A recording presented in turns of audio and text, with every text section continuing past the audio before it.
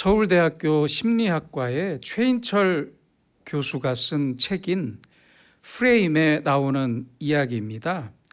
거리를 청소하는 어느 환경미화원이 있었는데요.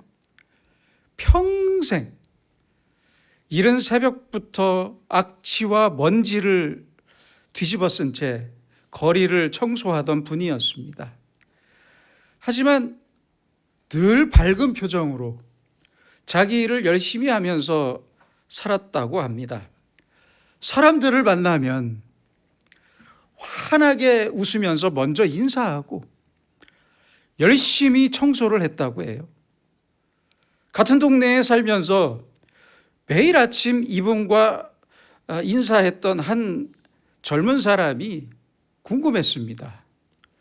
도대체 이분은 왜 이렇게 항상 웃으면서 행복하실까? 나는 좋은 직장에 다니면서도 행복하지 않은데, 이분은 왜 이렇게 행복하실까? 그래서 어느 날 청소부 아저씨에게 물었습니다. 아저씨, 힘들지 않으세요? 아니, 왜 그렇게 행복하세요? 그러자 청소부는 이렇게 말했다고 합니다. 저는 지금 지구의 한 모퉁이를 쓸고 있습니다. 그래서 너무 행복합니다. 나는 지구의 한 모퉁이를 쓸고 있는 사람입니다. 얼마나 멋진 말입니까?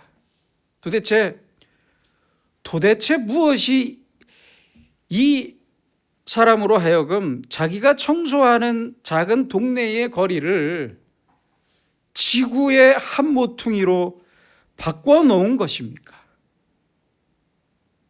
오스트리아의 정신과 의사였던 빅터 프랭클 박사는 2차 세계대전 당시 1942년부터 1945년까지 3년 동안 지옥과도 같았던 죽음의 수용소인 아우슈비츠에서 살아남았지만 누이 동생을 제외한 모든 가족과 자기의 사랑하는 아내까지 모두 잃었습니다.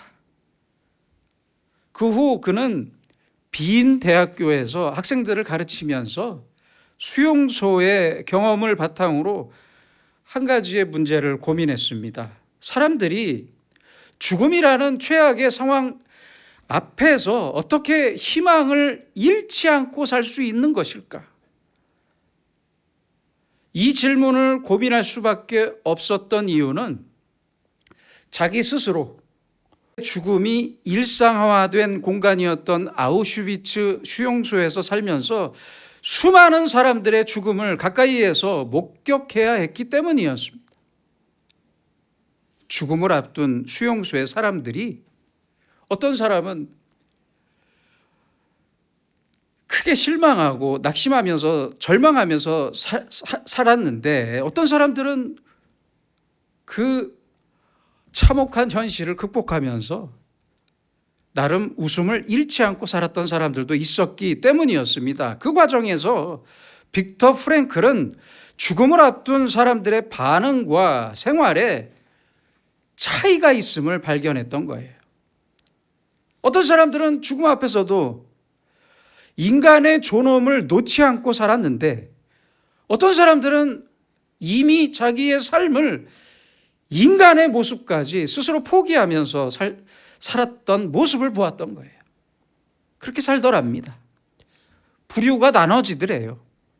도대체 이 차이는 어디에서부터 나오는 것일까를 고민하면서 자기의 관찰을 근거해서 죽음의 수용소에서라는 제목의 책을 썼는데요. 이 책에서 사람들 반응의 차이를 이렇게 설명하고 있습니다. 자극과 반응 사이에는 공간이 있다. 그 공간 안에 우리의 반응을 선택할 수 있는 힘이 있고 우리의 반응 안에 우리의 성장과 자유가 있다. 우리 영어 선생님이 계신데 제가 영어로 말해서 죄송합니다. Between stimulus and response. 외부의 자극과 내 반응의 사이를 말합니다. 외부로부터 어떤 자극이 들어오면 우리는 당연히 반응하게 되는데 그 자극과 반응 사이에는 there is a space. 공간이 있대요, 공간. 말이든 행동이든 나의 주변 환경이든 내 처지든 사람에게 자극이 들어오면 바로 반응하는 것이 아니라 그 자극을 받고 나서 자기 스스로 생각하고 반응을 결정하는 공간이 있다고 설명합니다. In that space. 바로 그 공간 안에 우리의 반응을 선택할 수 있는 능력이 있고 In our response. 우리의 반응 속에 우리의 성장과 우리의 자유가 있다고 말합니다. 쉽게 말하면 외부의 자극과 나의 반응 사이에는 공간이 있는데 그 공간이 얼마나 깊고 넓으냐에 따라서 우리가 얼마나 성장할 수 있는지, 우리의 인생과 영혼이 얼마나 자유로울 수 있는지를 결정하게 된다는 말이에요. 우리가 달려가게 만드는 힘과 지혜는 바로 우리의 내면 속에 있다는 말입니다. 자극과 반응 사이, 내 안에 있는 인격의 공간, 지혜와 공간이 필요하다는 이야기입니다. 여기 또 한 명의 사람이 있습니다. 미국의 아주 뛰어난 철학자였으며 하버드 대학교의 심리학자이자 의사였던, 쉬운 말로 다 가진 사람이에요. 의사였고 심리학자였고 철학자였어요. 윌리엄 제임스는 수많은 사람을 관찰하고 연구하면서 결론적으로 이런 말을 했습니다. 우리 세대의 가장 위대한 발견은 인간이 자신의 괄호 안에 있는 무엇을 바꿈으로써 자기의 인생을 변화시킬 수 있다는 사실이다. 이 괄호 안의 단어가 무엇일까요? 모든 인간은 자기의 인생을 더 좋은 방향으로 바꾸고 싶어 합니다. 그렇잖아요? 더 좋은 집, 더 좋은 직업, 더 좋고 안정적인 인생을 위해 살아갑니다. 그것을 이루고 싶어 합니다. 어떤 사람은 자기의 얼굴을 바꾸면 더 좋은 인생을 살 수 있겠다고 생각하면서 성형수술을 합니다. 그렇죠? 어떤 사람은 더 좋은 인생을 위해 자기의 학벌을 바꿔야겠다는 생각으로 유학을 떠납니다. 이 글을 사실 제 친구에게 장난으로 보여줬을 때 제 친구는 괄호 안에 들어갈 정답을 이렇게 말하더라고요. 내 와이프. 그래서 제가 웃었던 적이 있는데요. 아무튼 사람들은 모두 이것만 바꾸면 내 인생이 달라질 것이다, 바뀔 것이다 라는 깨달음이 있습니다. 이것 하나만 바뀌면 내 인생이 달라질 것이라면서 내가 아닌 저 외부에서 그것을 찾고 있습니다. 그런 사람들이 많아요. 그러나 윌리엄 제임스는 자신이 깨달은 최고의 깨달음이 바로 저 괄호 안의 단어라는 것입니다. 그럼 이 괄호 안에 들어갈 말은 무엇일까요? Attitudes of mind입니다. Attitudes of mind. 생각의 태도예요. 생각의 태도. 이 세상을 바라보는 내 생각의 태도.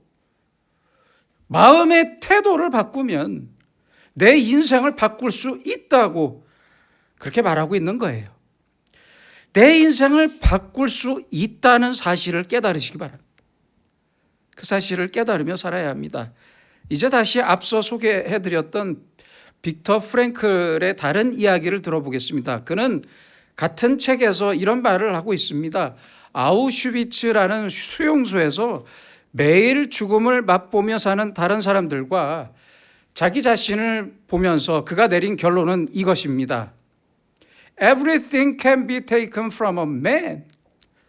인간에게서 모든 것을 빼앗아 갈 수 있다. But one thing. 하지만 단 한 가지만큼은 빼앗아 갈 수 없는데, 절대 빼앗아 갈 수 없는데 그게 무엇이냐는 말이에요. The last of the human freedoms. 인간이 가지고 있는 자유 중에서 최후의 마지막 자유. 모든 자유는 다 빼앗길 수 있지만 이것만큼은 끝까지 개인의 몫이라는 말입니다. 그게 무엇일까요? 그 마지막 자유를 뭐라고 말하냐면 뭐라고 말하냐면 to choose one's blank다라고 말하고 있습니다. 이 블랭크 안에 들어갈 게 뭘까요? 자기의 이것을 선택할 수 있는 자유를 말하고 있어요. In any given set of circumstances, 어떤 상황과 환경과 상황에 놓이더라도 자기의 이것을 선택할 수 있는 자유는 끝까지 개인 자신의 몫이라는 말입니다. 자기 개인의 몫이라는 말이에요. To choose one's own way. 외부의 상황과 시련에 굴복해서 환경의 노예로 살아갈지, 아니면 그 모든 것을 빼앗기는 시련 속에서도 인간으로서의 가치를 스스로 증명하며 살 것인지를 자기만의 그 길을 결정할 수 있다는 말입니다. 나치의 수용소에서 갇히고 죽음을 기다리는 순간부터 이미 모든 자유는 박탈됩니다. 없어지잖아요. 그러나 끝까지 한 가지의 자유는 있다고 말하는 거예요. 그 자유가 있는데, 그 한 가지가 있는데 그것은 바로 이것을 선택하는 자유입니다. 그런데 여기에 들어가는 단어가 앞서 윌리엄 제임스가 말한 단어와 똑같습니다. 바로 attitude입니다. attitude. 어떻게 이렇게 같은 결론을 내릴 수가 있을까요? 바로 우리의 태도입니다. 태도. 철학자, 심리학자, 의사였던 윌리엄 제임스가 그 수많은 사람들을 관찰하고 내린 결론과 빅터 프랭클이 죽음의 수용소에서 그 절망스럽고 고통스러운 상황 속에서 사람들을 관찰하면서 내린 결론이 똑같아요. 결국 인간에게 있는 이 마지막 하나의 자유와 마지막 힘은 바로 우리의 태도입니다. 그 태도를 결정하는 것은 결국 나 자신의 몫이라는 말입니다. 외부의 자극과 환경과 나의 반응 사이에 존재하는 그 공간 안에 있는 내 생각의 태도, 그 공간 안에 있는 내 태도가 바로 지혜입니다. 지혜. 성경에서 말하는 지혜예요. 오늘 본문에 등장하는 불의한 청지기는 바로 자기 생각의 태도를 바꾼 사람입니다. 예수님께서는 그 태도를 지혜롭다고 칭찬하셨어요. 여러분, 특별히 우리나라의 사회를 지탱하는 기업과 남자들의 문화에는 아주 뿌리 깊고 잘못된 문화가 하나 있는데요. 그게 뭐냐면요, 바로 군대 문화입니다. 군대 문화. 참 잘못된 문화예요. 그래서 사람들은 흔히들 이런 말을 합니다. 하면 된다. 안 되면 되게 하라. 아직도 이 말이 좋은 말인 것처럼 포장하고 사용하는 사람들이 있는데, 절대 아닙니다. 여러분들 이 말 쓰지 마세요. 좋은 말이 아니에요. 안 되는 것은 안 되는 것입니다. 안 되는 것을 자꾸 되게 하려고 하니까 문제가 생기는 겁니다. 여러분은 여러분의 얼굴 모습을 만족하십니까? 여러분은 아침에 거울을 볼 때 어떤 태도로 보십니까? 어떤 분들은 죄송한 말씀이지만 자기의 외모 중에서 딱 하나만 바꾸면 딱 하나만 고치면 완벽해질 것이라고 생각하고 말해요. 제가 보니까 하나가 아닌데 제가 봤을 땐 하나가 아닌데 딱 하나래요. 성형해봐야 별거 없습니다. 별거 없어요. 내 얼굴이니까 마음에 안 들더라도 달고 다닙시다. 하나님께서 주신 거잖아요. 걱정 마세요. 세월 지나면 똑같아져요, 얼굴이. 장동건이나 저나 죄송합니다. 부디 그러니까 생긴 대로 삽시다. 생긴 대로. 그대로 수용하고 감사하며 삽시다. 하나님께서 내게 주신 그대로를 하나님의 사랑으로 받아들이는 수용적인 태도가 중요합니다. 바로 그것이 지혜입니다. 지혜. 오늘 본문의 청지기 비유는 예수님께서 직접 말씀하신 비유인데 아주 재미있기도 하고 깊이 생각해야 할 중요한 문제를 말씀하고 있습니다. 이 청지기에게는 지금의 우리가 생각해야 할 몇 가지의 지혜가 있었어요. 첫째는 자기의 잘못을 아주 깨끗하게 인정했다는 사실입니다. 말씀을 보세요. 변명이 없어요. 변명이. 아주 쿨해요. 요새 젊은이들 말대로 쿨한 사람입니다. 주인의 판단에 대해서 그는 어떠한 이의를 제기하지 않습니다. 변명도 하지 않았습니다. 자기의 책임을 남에게 전가하지도 않았어요. 그렇잖아요? 깨끗이 인정했습니다. 깨끗이. 지금의 한심한 정치인들처럼 자기의 잘못에 대해서 기억이 나지 않습니다. 이런 말도 하지 않고 있어요. 자기 잘못을 그대로 인정하고 있습니다. 인정했습니다. 둘째는 자기의 직업과 자기의 권리를 모두 주인이 다시 빼앗아 갈 때 그대로 받아들였습니다. 왜요? 처음부터 내 것이 아니었잖아요. 처음부터. 원래 주인에게 있었던 권리를 주인이 거두어갔던 것입니다. 소문의 진실성을 따지지 않고 주인의 명령을 그대로 인정하고 따르고 있어요. 그동안에는 주인의 집과 재산과 물건을 내 집처럼, 내 재산처럼, 내 물건처럼 관리했지만 주인이 내놓으라면 내어드려야 하잖아요. 그대로 드려야 합니다. 내놓아야 하잖아요. 여기에 무슨 이유가 있어요? 원래 내 것이 아니었는데. 지금의 우리에게도 깊이 생각해야 할 말씀입니다. 내 집과 내 재산, 내가 그토록 아꼈던 내 소유물들 모두 내 것이 아닙니다. 착각하지 마세요. 내가 떠나면 모두 남의 것이 됩니다. 그렇잖아요. 왜 이 사실을 죽을 때까지 인정하지 못하고 사는 것입니까? 안타깝습니다. 아니, 도대체 내 것이 언제까지 내 소유가 되겠습니까? 주님께서 주신 것을 내가 지금 관리하고 있을 뿐이에요. 그리고 언젠가 하나님께서 다시 다 거두실 것입니다. 바로 이것을 알았던 청지기가 가졌던 지혜입니다. 지혜. 마지막 셋째는 종말론적 지혜입니다. 오늘 본문을 아우르는 가장 중요한 지혜가 됩니다.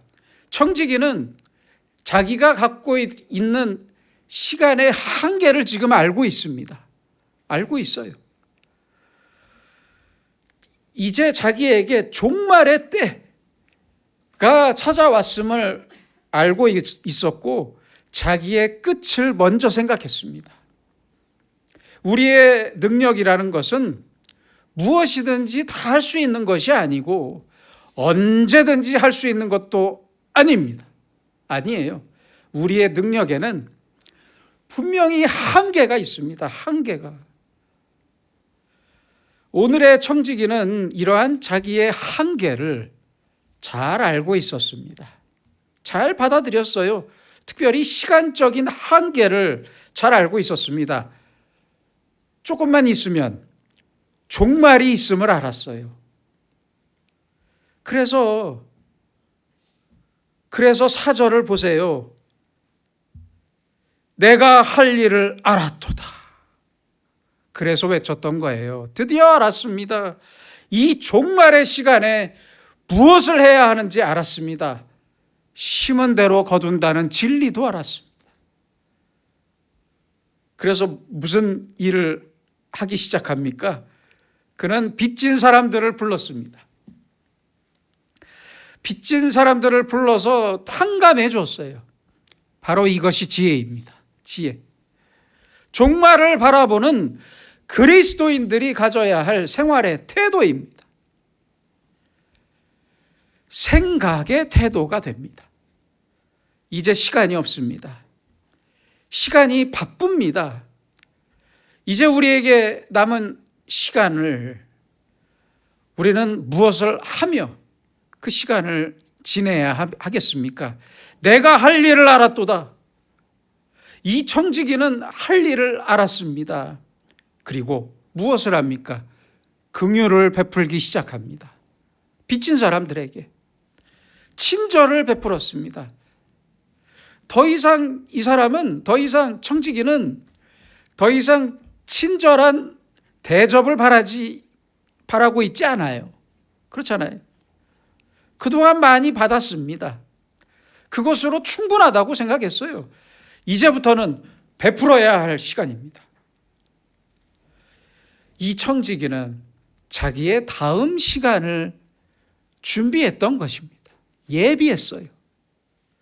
주인의 재산을 횡령해서 그렇죠? 어찌 보면 횡령한 거죠.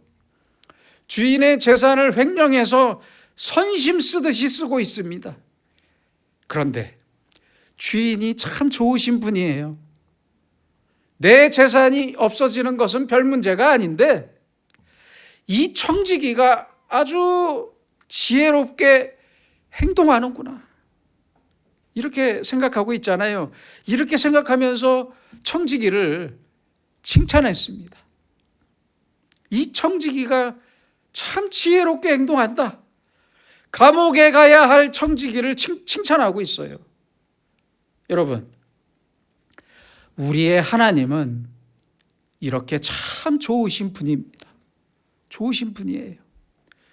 내가 어떻게 살아왔든 이제 남은 인생의 시간에 나의 잘못을 깨끗이 인정하고 지혜롭게 베풀면서 살 때 나의 과거나 현재나 내 모든 잘못을 다 덮어주시겠다는 말씀이에요.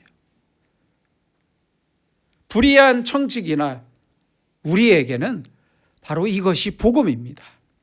여러분, 우리는 수많은 일들과 상황 속에서 살아갑니다. 그 많은 상황과 그 많은 관계 속에서 여러분의 자극과 여러분의 반응 사이의 공간에는 대체 지금 무엇이 담겨 있습니까?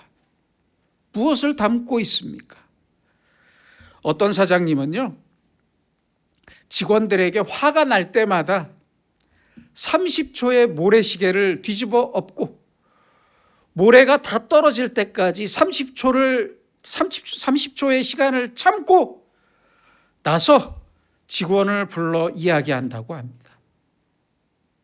참 지혜로운 사장인 것 같아요. 어떤 엄마는 자녀가 잘못했을 때 마음속으로 하나부터 10까지 세고 나서 말을 한답니다. 잊지 마세요. 자극과 반응의 공간 속에는 내 생각의 태도가 있습니다. 그 공간 속에 있는 내 생각의 태도와 깊이가 별 볼 일 없는 청소부를, 지구의 한 모퉁이를 청소하는 가장 행복한 청소부로 만든 힘이 되었던 거예요. 여러분, 지금 내게 필요한 것은 무엇입니까? 나에게 지금 필요한 것은 무엇입니까? 많은 돈입니까? 능력입니까? 무엇입니까? 아무것도 없어도 괜찮습니다. 괜찮아요. 내 상황과 내 가족과 내 이웃을 바라보는 내 생각의 공간, 올바른 생각과 내 마음의 태도, 즉 올바른 지혜가 필요할 뿐입니다. 우리는 내 생각의 공간 속에 어떤 생각의 태도를 만들며 살아야 합니까? 돌아보시기 바랍니다. 그것은 그 누구의 몫도 아니라 내 몫이고, 내 몫이에요. 오로지 내 몫이에요. 올바른 태도로서 그 공간을 하나님의 지혜로 가득 채워야 합니다. 우리의 공간을 하나님의 지혜로 날마다 새롭게 해서 하나님께 칭찬받는 아름다운 인생의 주인으로 살기를 소망합니다. 기도하겠습니다. 우리의 주인이 되시는 아버지 하나님, 건강과 시간, 재물과 능력, 우리는 이 모든 것이 내 것인 줄로만 알았습니다. 그래서 더 갖고자 노력했고, 이미 가진 것을 내 손에서 잠시도 놓을 수가 없었습니다. 내 인생과 삶, 내 가족, 내 교회, 내 이웃에 대한 내 생각의 태도와 내 생각의 공간이 너무 편협했고 공허하게 비어 있었음을 고백합니다. 이런 우리를 용서하시고 이제는 종말적인 내 인생의 시간을 바라보면서 다가오는 천국을 소망하는 하나님의 지혜와 태도를 주셔서 작은 것에 웃고 울지 않게 하시고 예수님처럼 더 베풀며 더 드리면서 깨끗이 비워가는 삶으로 주님께 칭찬받는 인생을 살도록 인도해 주시옵소서. 예수님의 이름으로 기도드립니다. 아멘.